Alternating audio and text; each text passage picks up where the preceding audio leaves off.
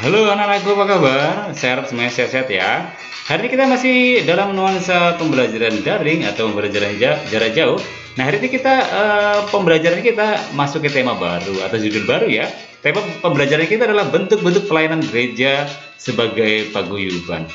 Nah, anak-anakku, sebelum mengawali pembelajaran kita, ya kita selalu ingatkan kita selalu untuk menjaga kesehatan kita, istirahat yang cukup, ya, patuhi protokol kesehatan, ya, jaga jarak, ya, kemudian pakai masker, ya. Jadi itu protokol-protokol kesehatan yang harus kita tetap jaga, ya, dalam suasana yang masih masa pandemi seperti ini.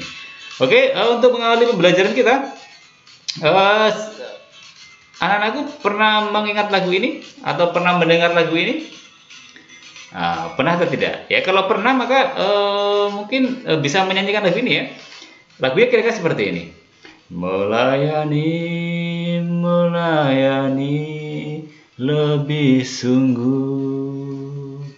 Melayani, melayani lebih sungguh.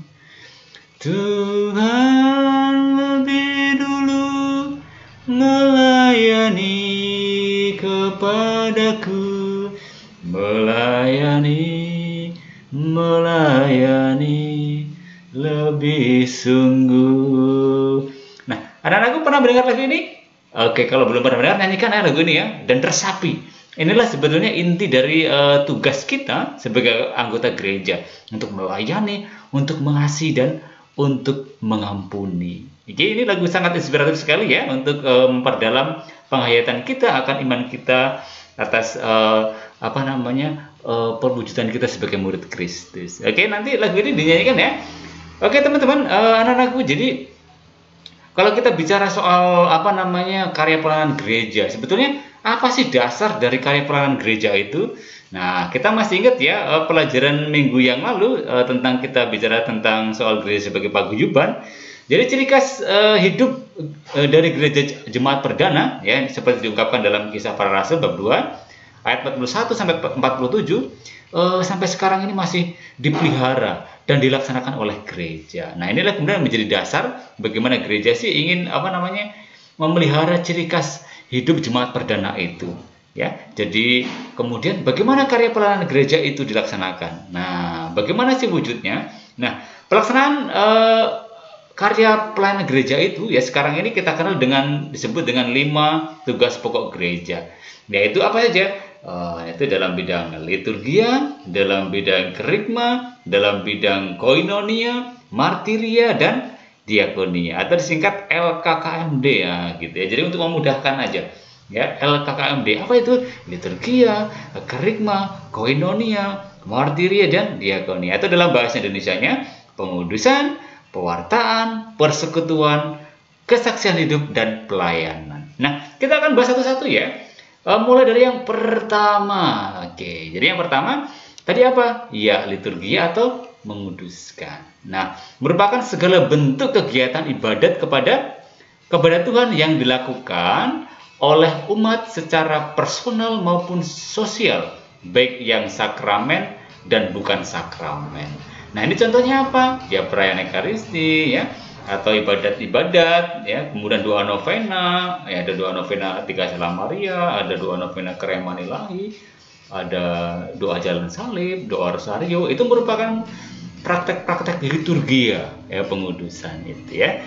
Kemudian yang berikutnya, apalagi sekarang masih dalam masa pandemi ya, kita masih perayaan kita masih secara daring. Itu juga merupakan perayaan ya, merupakan tugas liturgia atau pengudusan.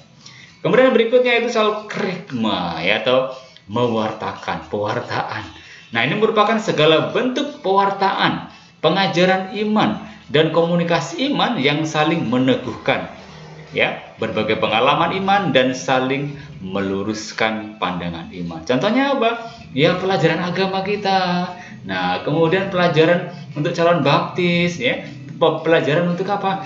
Untuk komuni pertama, kemudian katekesi umat yang dilakukan oleh misalkan ketua kering, ketua lingkungan, kemudian khotbah-khotbah ya di ibadat sabda. Nah, itu merupakan apa? Kerigma atau pewartaan gitu ya. Termasuk pelajaran kita hari ini ya, karena apa? Karena ini merupakan berisi tentang pengajaran iman, ya. Kemudian mengkomunikasikan iman untuk saling meneguhkan, ya, satu sama lain. Oke, itu yang kedua, ya, kerigma atau mewartakan. Yang berikutnya apa tadi? LKK. K-nya yang kedua, K apa itu? Iya, koinonia atau persekutuan.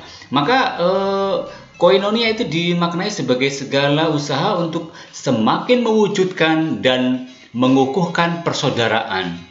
Ya, murid-murid Kristus dengan saling membantu, saling berbagi dan memenuhi kebutuhan bersama. Ini kita ingat, ya, bagaimana jemaat pertama itu, ya, mereka saling berbagi, ya, satu sama lain, saling memenuhi, ya, kebutuhan, menjual harta miliknya kemudian untuk dibagi-bagikan. Nah, ini salah satu koinonia, persekutuan. Ya, contohnya apa? Ada namanya kegiatan retret, ada rekoleksi, ada namanya juga Legio Maria. Kalau di kegiatan Bapak Ibu kita, ya, ada namanya Marriage Encounter atau disingkat ME, ada juga WK, ya, wanita Katolik. Nah, itu bentuk-bentuk persekutuan, ya, kegiatan bersama, ya. Jadi untuk semakin mewujudkan dan mengukuhkan persaudaraan, ya, gitu, ya. Ada yang kalian terlibat aktif dalam Legio Maria? Oke, pasti ada, ya. Kemudian LKKM, M-nya adalah martiria atau kesaksian hidup. Nah, kesaksian hidup ini dapat diwujudkan dengan cara apa? Dengan cara hidup yang benar, ya, atau istilahnya itu martir putih. Dan juga dengan cara kematian itu martir merah. Itu terjadi ketika kita di waktu-waktu tempo dulu, ya, ketika umat Kristiani dikejar-kejar, umat Kristiani ditangkap, dibunuh. Nah, para martir merah inilah yang mempertahankan imannya. Mereka rela untuk mengorbankan hidupnya untuk mempertahankan iman. Dia tidak mau menolak atau mengingkari imannya. Nah, contohnya seperti apa, ya? Contoh orang yang rela mengorbankan diri dalam iman dan rela sampai mati disebut martir, ya. Seperti saya sampaikan tadi, ada martir merah. Nah, itu misalkan Santo Stefanus, Santo Tarsisius, dan banyak lainnya. Jadi mereka memang rela mengorbankan dirinya, ya, ketika dipaksa untuk menyangkal Tuhan, menghina Tuhan, atau mengingkari Tuhan, mereka lebih baik mati. Nah, itu contoh martir merah. Kita juga sebagai pengikut Kristus bisa juga menjadi seorang martir putih, ya, memberi kesaksian, ya, dalam kehidupan kita, menunjukkan bahwa kita adalah pengikut Kristus lewat cara hidup yang benar, ya. Kalau ulangan nggak nyontek, kemudian hormat kepada orang tua, berbicara dengan sopan, itu adalah contoh-contoh kesaksian hidup, ya, kita sebagai martir putih. Oke, jelas, ya. Kemudian yang berikutnya, diakonia atau pelayanan atau melayani. Itu merupakan segala bentuk pelayanan kepada semua orang yang membutuhkan bantuan. Nah, contohnya apa? Ya, dalam paroki misalkan terdapat poliklinik, kemudian ada juga dana solidaritas, kemudian yayasan yatim piatu dan lain sebagainya, ya. Kalian juga bisa, ya, misalkan melakukan kegiatan charity, ya. Apalagi sekarang Indonesia sedang ditimpa banyak musibah, ya. Ada di Sulawesi, kemudian ada di NTT itu, ya, banjir bandang, kemudian di Jawa itu ada gempa bumi, ya, baru-baru ini ada di Sukabumi, ya, ada juga gempa bumi di situ.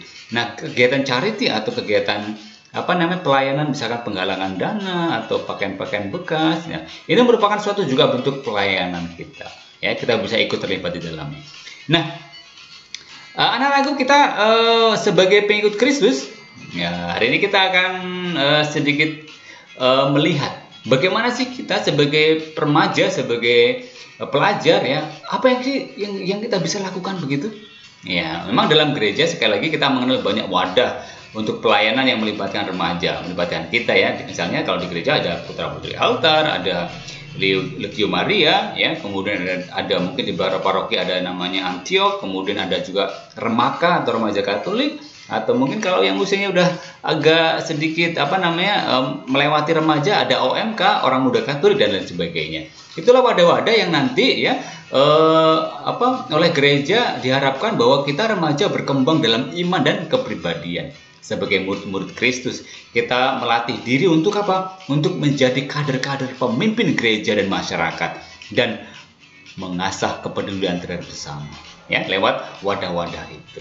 Nah, teman-teman, anak-anakku, memang kita ya kadang-kala ketika kita terlibat dalam kegiatan gereja, kita kadang-kadang merasa kesulitan atau itu merupakan hal yang tidak mudah.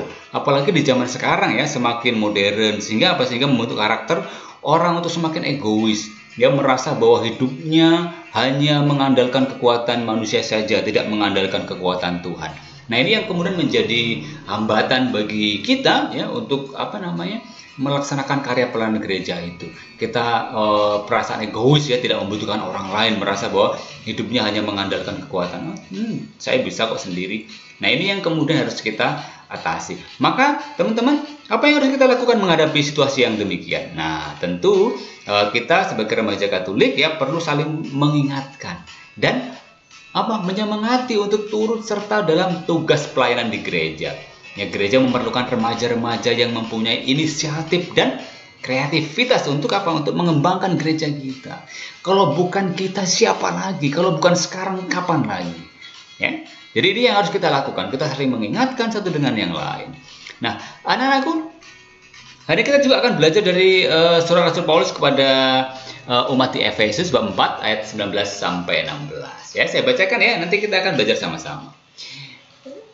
Dan ialah yang memberikan baik rasul-rasul maupun nabi-nabi, baik pemberitaan Injil maupun gembala-gembala dan pengajar-pengajar, untuk memperlengkapi orang-orang kudus bagi pekerjaan pelayanan, bagi pembangunan tubuh Kristus, sampai kita semua telah mencapai kesatuan iman dan pengetahuan yang benar tentang anak Allah, kedewasaan penuh dan tingkat pertumbuhan yang sesuai dengan kepenuhan Kristus, sehingga kita bukan lagi anak-anak yang diombang-ambingkan oleh rupa-rupa angin pengajaran, oleh permainan palsu manusia dalam kelicikan mereka yang menyesatkan, tetapi dengan teguh berpegang kepada kebenaran, di dalam kasih kita bertumbuh di dalam segala hal ke arah Dia, Kristus, yang adalah kepala. Daripadanya lah seluruh tubuh yang rapi tersusun dan diikat menjadi satu oleh pelayanan semua baginya, sesuai dengan kadar pekerjaan tiap-tiap anggota, menerima pertumbuhannya dan membangun diri dalam kasih. Nah, anak-anakku, demikian surat Rasul Paulus kepada jemaat di Efesus. Terus apa yang kita bisa pelajari dari kutipan kitab suci di atas? Ya, dari kitab suci yang barusan kita dengarkan tadi. Nah, berdasarkan surat Rasul Paulus kepada jemaat di Efesus tadi ya, kita ketahui bahwa Allah telah melengkapi kita umatnya ini dengan berbagai kemampuan khusus untuk melakukan kegiatan pelayanan. Nah, Rasul Paulus juga menegaskan bahwa keterlibatan seseorang dalam pelayanan merupakan tanda kedewasaan iman seseorang, ya, yang dalam pelayanannya disesuaikan dengan dengan kemampuan dan kadar pekerjaannya masing-masing. Nah, anak-anakku, kita juga bisa belajar bahwa dengan keterlibatan dalam kegiatan pelayanan gereja, kita turut serta dalam karya pewartaan Yesus Kristus, yaitu mewartakan kerajaan Allah. Nah, ini merupakan panggilan bagi setiap orang yang percaya dan mengimani Kristus. Kita termasuk di dalamnya. Nah, anak-anakku, demikian kutipan kitab suci apa yang kita bisa pelajari dari surat Rasul Paulus kepada jemaat di Efesus tadi. Nah, anak-anakku, demikian pembelajaran kita hari ini. Hore, ya, kita sudah selesai. Kita akan akhiri dengan berdoa bersama-sama. Ya, kita siapkan kita. Untuk penilaian nanti bagian akhir ya. Kita doa dulu, kita akhiri. Dalam nama Bapa dan Putra dan Roh Kudus. Terima kasih atas pembelajaran hari ini. Bimbinglah kami ya Tuhan, agar kami dapat melayani-Mu dengan tugas pelayanan dalam gereja dan masyarakat. Hindarkanlah kami dari sikap dan kekuatan sendiri. Semua ini kami aturkan dalam nama Tuhan Yesus, Tuhan kami. Amin. Dalam nama Bapa dan Putra dan Roh Kudus. Oke, anak-anakku, kita dengan penjelasan saya atau tidak ya. Ada 3 hal yang sekarang kerja. Karya pelayanan kita tertuang 5 tugas gereja. Jelaskan 5 tugas gereja tersebut ya. Tadi disingkat apa? LK. Ya, dijelaskan itu. Apa itu L pertama, K kedua, K ketiga, terusnya ya. Kemudian yang kedua, tulislah contoh-contoh karya gereja sesuai dengan 5 tugas gereja tadi ya. Misalkan liturgia itu contohnya apa. Terus kemudian Sigma itu contohnya apa. Kok saya sebutkan ya? Nanti kalian ingat-ingat kembali ya. Oke, berikutnya yang terakhir. Nah, bagaimana menjadi penghambat dalam melaksanakan tugas pelayanan gereja bagi kita? Apa sih yang menjadi penghambat? Tadi saya jelaskan ya, soal egoisme, kemudian mengandalkan kekuatan sendiri, kita tidak membutuhkan orang lain gitu ya. Loh, kok saya jelaskan juga? Oke, nanti silakan simak ya. Kalau belum simak lagi video pembelajarannya dan jawab ya. Nanti kalau udah selesai silakan kumpulkan lewat WA atau di Google Form.